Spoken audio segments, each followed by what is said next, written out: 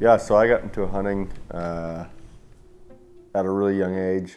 Don't really remember a time where I just like knew I fell in love with it. It was just kind of just always been a part of my life. There's a lot of things that go on behind the scenes of hunting, and majority of that comes down to the property that you hunt. As far as planting food plots, putting out trail cameras, cutting shooting lanes, hanging up tree stands, all kinds of things that you have to do pre-season or throughout the year to be ready for the few months that we get to hunt. Checking fences, making sure fences are well kept.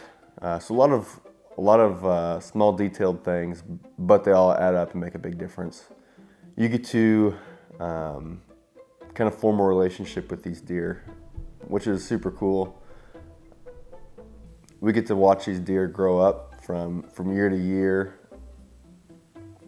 and kind of just get to see how they progress as wildlife. One deer in particular, his name is Happy. That he got the name, kind of a silly story. We actually just saw a trail camera picture of him, and at the bottom of the picture it said Happy Valley, and I think that's part of the camera brand that we have. Something really silly, but our dad was like, you know what? Let's just name him Happy, and so it stuck. So ever since we've been calling him Happy. But Happy is a deer that we've had history with for the last 3 years. Last year was the first year that he was really on our radar as a really good deer. So luckily, he made it through the winter, made it through the hunting season, and showed back up this spring. So it was really cool to check cameras and get a picture of him, see kind of how far he's come, just in that 1 year time period. But we got a picture of him, I think early June, and you could tell he had matured quite a bit, put on a lot of antler size.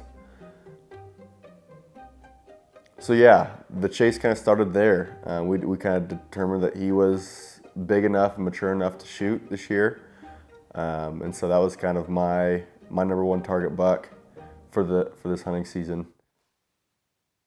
Happy was obviously my number one target buck.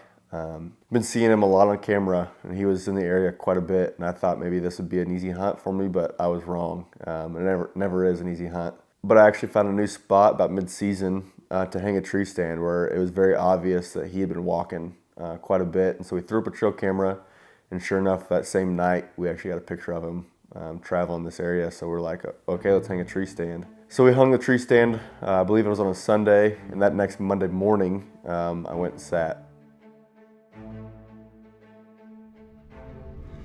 Well, another heartbreaker morning. Set the new stand this morning. Well, right as I was getting set up, my phone started going crazy. The deer were down at the bottom plot, and along with those deer was Happy.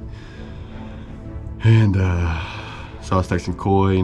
He saw the pictures too, obviously. And so I was super pumped as I was getting everything set up. There were deer chasing around me. I heard 2 bucks fighting off in the distance actually too. It's like, man, this could be a good sit. But Happy did not. He looked like he was headed the other direction, which was fine. I was like, you know what?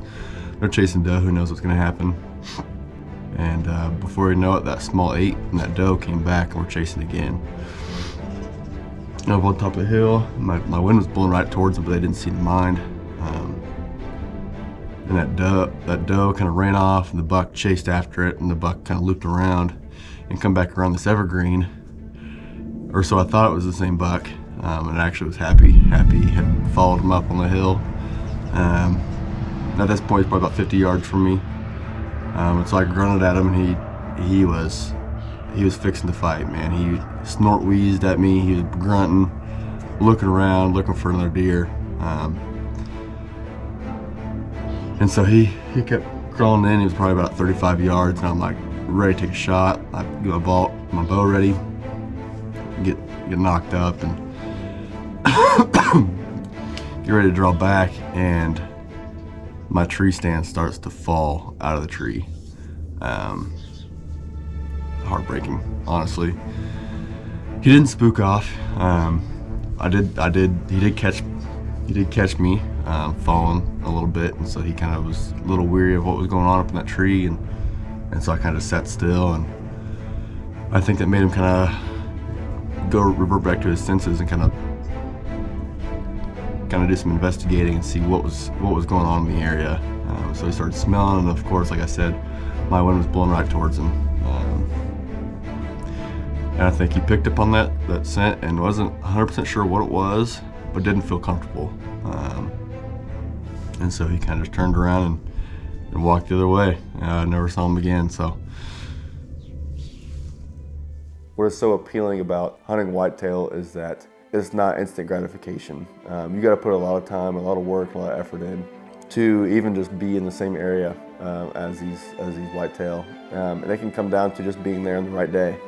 For example, I've put in so much time this summer, a lot of money, a lot of effort, a lot of man hours to really set up success for this hunting season, and I still haven't shot one. But my brother Coy, he came out, I think he sent me 4 times, and was able to harvest one this weekend.